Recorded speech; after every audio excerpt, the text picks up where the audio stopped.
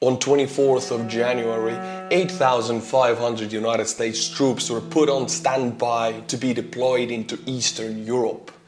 Hello my friends, my name is Artur Rehi and I am an Estonian soldier.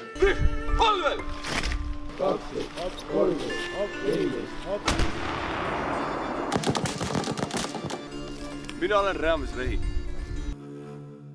In this video, we will talk about the Ukrainian-Russian crisis and we will talk about the list of countries that are doing something for Ukraine. We have the UK, the US, Estonia, Germany and France. And also connected to that crisis, Denmark is sending fighter jets to Lithuania and a frigate to the Baltic Sea. France has offered to send troops to Romania and Spain is sending a frigate to the Black Sea. Currently there are 200 United States troops in Ukraine as members of the Florida National Guard are training Ukrainian forces. Both into the trench, they have a section that they can clear.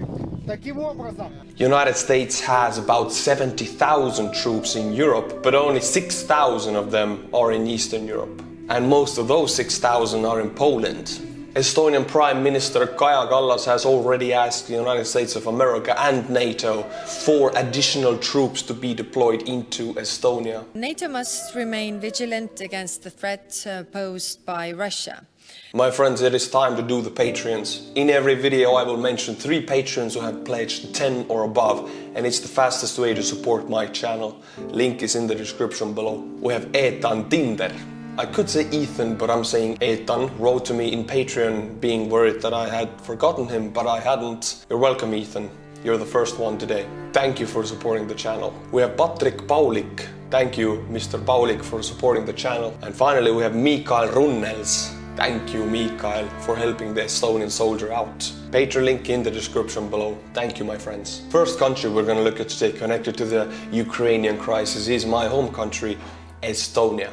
On July of 2020, Estonia sent Ukraine 2,400 Makarov pistols. You have seen those pistols in Call of Duty. They have 8 rounds in a magazine. They are Soviet made and they're very tiny pistols, but they kill. Right now, Estonia is sending U.S.A. made javelins. One missile costs approximately 100,000 euros.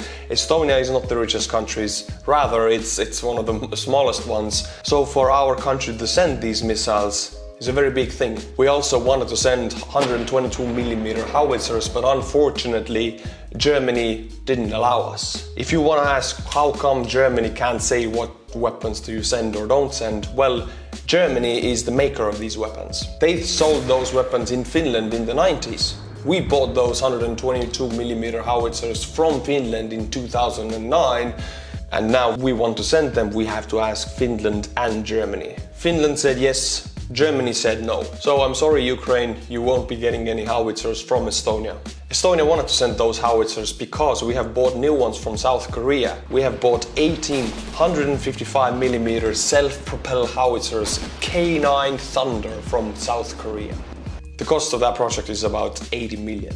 What about the United States of America? Where do they stand in the Ukrainian crisis? U.S. is giving a lot, and on 22nd of January the first shipment of ammunition reached Ukraine. United States President Joe Biden has declared in December of 2021 that United States will be sending $200 million worth of lethal aid to Ukraine. In 2021, United States provided Ukraine with $650 million worth of aid. Those numbers make United States the biggest foreign support to Ukraine. I have more countries, but right now let's watch a video that explains the situation a little bit. Washington has placed more than 8,000 US-based troops on a heightened state of alert, and NATO is sending more warships and fighter jets to member states in Eastern Europe. Now, tension in the region has been building with around 100,000 Russian troops massed near Ukraine's borders. President Putin has publicly stated his belief that Russia and Ukraine are one people. He claims that one of his key concerns is the expansion of NATO, that's the military alliance of European states with the US and Canada. Many countries in Eastern Europe became members of NATO after the fall of the Soviet Union. Mr. Putin's demand that Ukraine never be allowed to join NATO has been rejected. From Kiev, our correspondent Gabriel Gatehouse sent this report. This is a country in limbo, waiting for an invasion that looks more likely with every passing day, but may yet never come.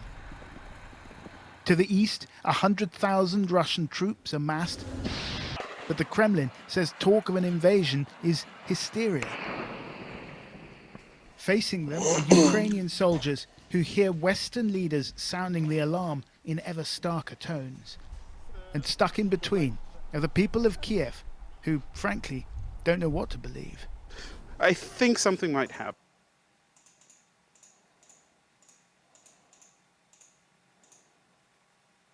The UK began pulling staff out of its embassy today, saying Kiev. The UK began pulling staff out of its embassy today, saying an invasion could come at any time.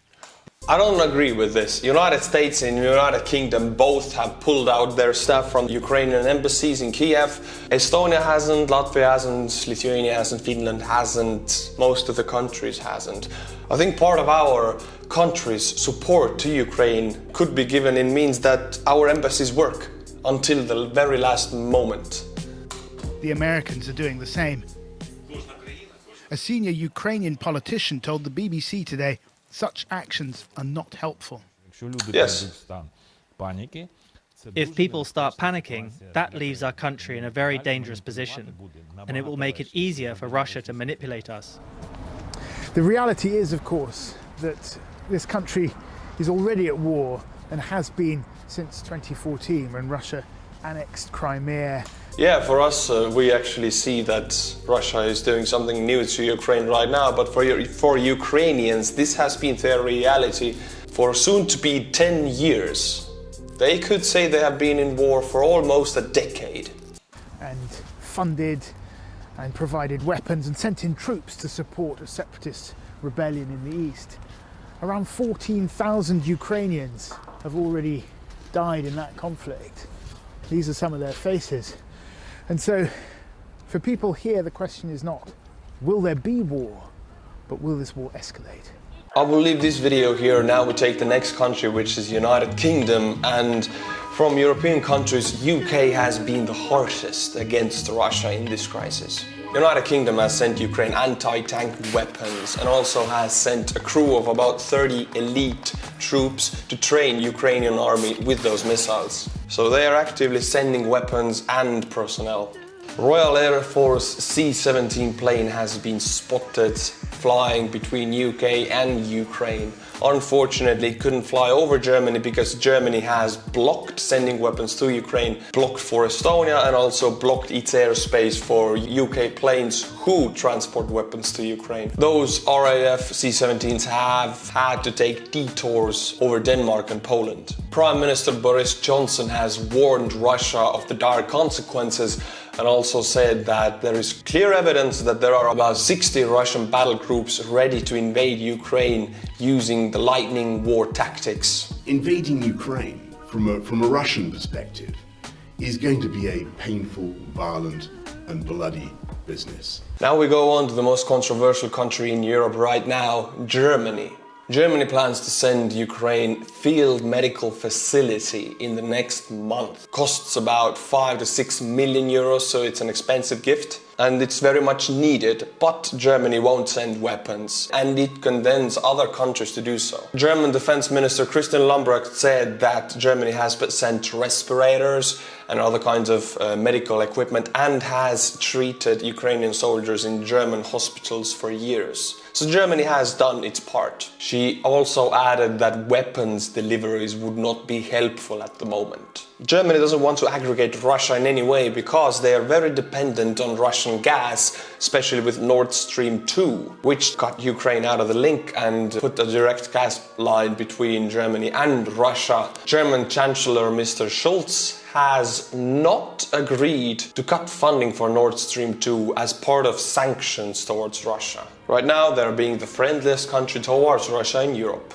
Also, German leaders have not agreed upon cutting Russia off from the SWIFT payment system, because cutting Russia off from the SWIFT would hurt Germany very bad also. The biggest German scandal happened a few days ago when the chief of German Navy said publicly that President Putin deserves respect and that Crimea would never be returned to Ukraine. Give him the respect he really demands and probably also deserves. Vice Admiral K. Achim Schönbach resigned immediately after that. Germany being the weak link in the Western response to Russia, we cannot forget that in 2014, when Russia annexed Crimea, it was Germany's Chancellor Angela Merkel who led the coalition against Russia, putting together the sanctions and the international response. Germany has done their part in the past. And the final country we're going to touch upon today is France. On the opposite to German response, French response has been quite harsh. On January 19th, the French President Emmanuel Macron announced that they would be ready to send troops to Romania to fortify its borders. And the Romanian President Klaus Iohannis has already welcomed that suggestion. France has also expressed willingness to provide additional arms to Ukraine. In 2018, France contributed 600,000 euros in humanitarian aid, and in 2019, France has granted 1.5 million euros in humanitarian aid. France has definitely done its part in the past. This is it as of now. I will keep you posted if something new happens. My friends, if you like these videos, then please consider subscribing to the channel or becoming a patron. Link is in the description below. Thank you for watching, and as always, until my next video, stay cool and bye-bye.